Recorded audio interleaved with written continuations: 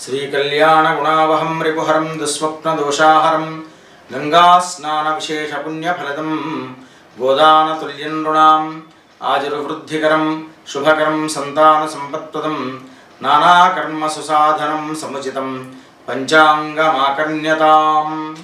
సింహరాశి ఈ రాశి వారికి చాలా మెరుగ్గానే ఉన్నది. అనుకున్నటువంటి పనులు అనేటువంటివి పరిపూర్తి చేస్తూ ఉంటారు.